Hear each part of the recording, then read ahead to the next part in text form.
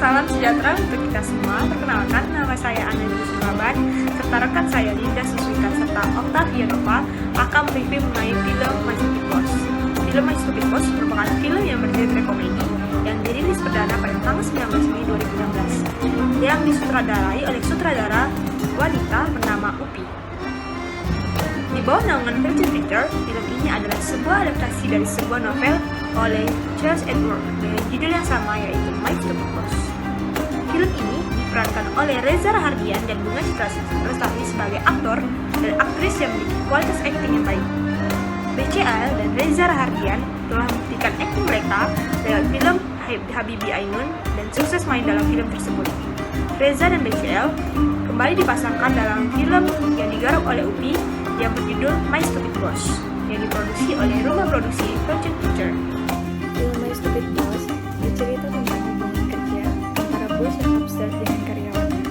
Bosman yang diperankan oleh Reza Rahardian adalah orang Indonesia yang memiliki perusahaan di Kuala Lumpur. Perusahaannya itu tidak memiliki sistem dan aturan yang jelas, dan biang kerok dari semua kekacauan itu justru pada Bosman itu sendiri. Bosman memiliki semboyan Bosman almost right, dan jika sudah ada maunya harus terwujud. Prinsipnya, impossible itu di level yang lain. Diana yang diperankan oleh Bunga Citra Lestari terpaksa terkait dalam hubungan kerja yang kacau setiap saat, di mana Diana dalam film ini merupakan kerani atau kepala administrasi dalam perusahaan Bosman. Film My Stupid Boss memenangkan beberapa penghargaan di Festival Film Indonesia 2016. Di antaranya pemeran utama pria terbaik Reza Rahardian, pemeran pendukung terbaik Alex Abad, dan penyunting gambar terbaik Wawan Wibowo.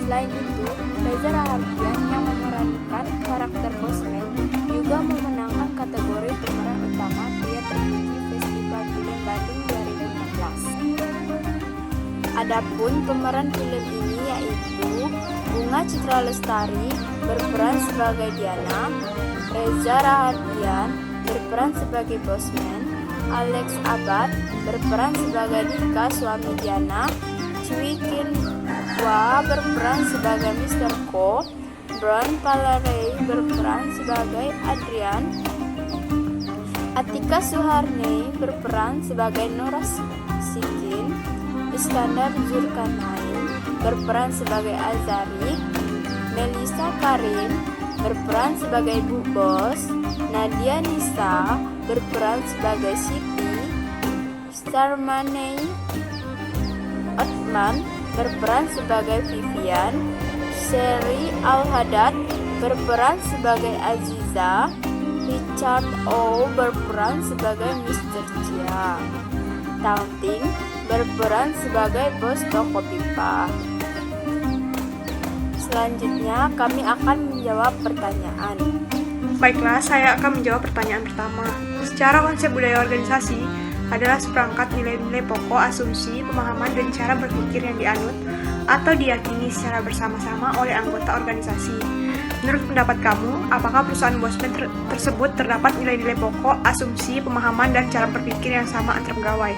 Jawabannya, dalam film My Stupid Boss terdapat perbedaan pemahaman mengenai cara berpikir dikarenakan bos dalam perusahaan tersebut kurang memahami bahasa Inggris dan bahasa Malaysia, sehingga sulit bagi karyawan memahami apa yang dikatakan oleh bosnya tersebut. Namun, hal yang berpengaruh dalam film ini adalah Pak Bos, karena ia selaku pimpinan namun kurang memahami cara memimpin suatu perusahaan serta bahasa yang seharusnya ia kuasai tidak ia kuasai. Kemudian, untuk pertanyaan nomor 2, budaya organisasi ada yang kelihatan visible, seperti cara berpakaian, simbol-simbol fisik, perayaan seremonial, dan tata ruang kantor. Bagaimana pendapatmu dengan konsep di perusahaan Bosman? Menurut pendapat kami, cara berpakaian yang ditunjukkan sudah baik, hanya saja tata letak kantor yang sempit serta fasilitas yang tidak memadai seharusnya diperbaiki untuk kenyamanan karyawan. Kemudian, rencana untuk pindah kantor seharusnya dipikirkan, karena kantor tidak seharusnya berada di tempat yang tertutup, apalagi perusahaan besar. Baik, kita lanjut ke pertanyaan selanjutnya.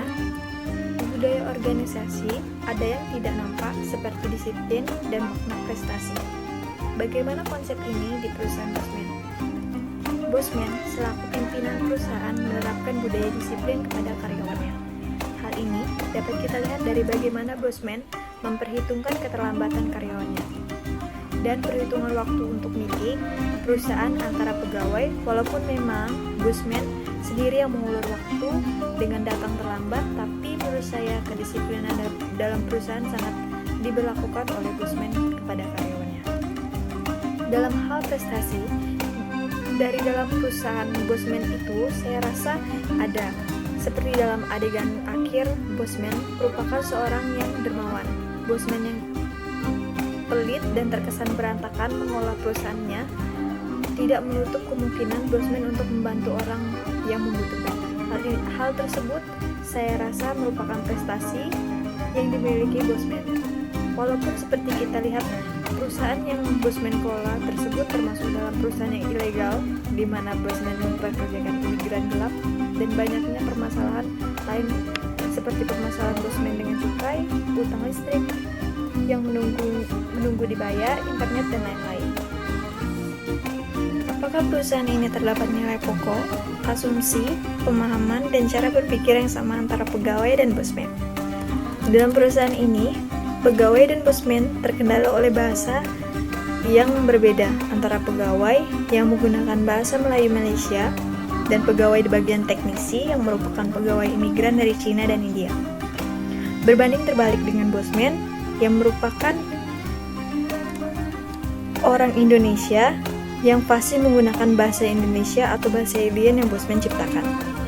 Dapat kita lihat kalau Bosman selalu benar dan tidak menerima masukan yang membangun untuk perusahaan yang membuat pengelolaan perusahaan yang cenderung berantakan. Mengenai nilai pokok, asumsi, pemahaman, dan cara berpikir dalam perusahaan Bosman, terutama antara Bosman dan pegawai, dengan masalah bahasa dan masalah Bosman yang selalu benar, dapat disimpulkan kalau tidak adanya cara berpikir, pemahaman, asumsi, dan nilai pokok antara Bosman dan pegawai tidaklah sama. Budaya perusahaan yang kurang baik tersebut semata-mata karena kesalahan Bosman sebagai pimpinan, atau ada faktor-faktor lain yang menjadi penyebabnya. Faktor-faktor lain selain dari kesalahan Bosman yang berkelakuan absurd, tetapi juga faktor perusahaan yang tidak memiliki sistem dan aturan yang tidak jelas, yang mengakibatkan tidak terkendalinya keadaan perusahaan.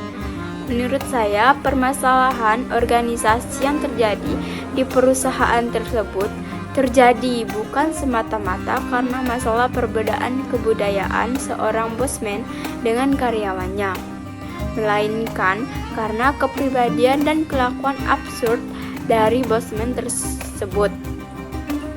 Buktinya, Diana yang diperankan oleh Bunga Citra Lestari juga merupakan orang Indonesia, sama halnya dengan Bosman. Tetapi Diana dan juga Bosman juga memiliki masalah karena ulah dari kelakuan absurd Bosman tersebut. Sekian review yang dapat kami sampaikan, semoga bermanfaat untuk kita semua. Saya mewakili kelompok mengucapkan terima kasih.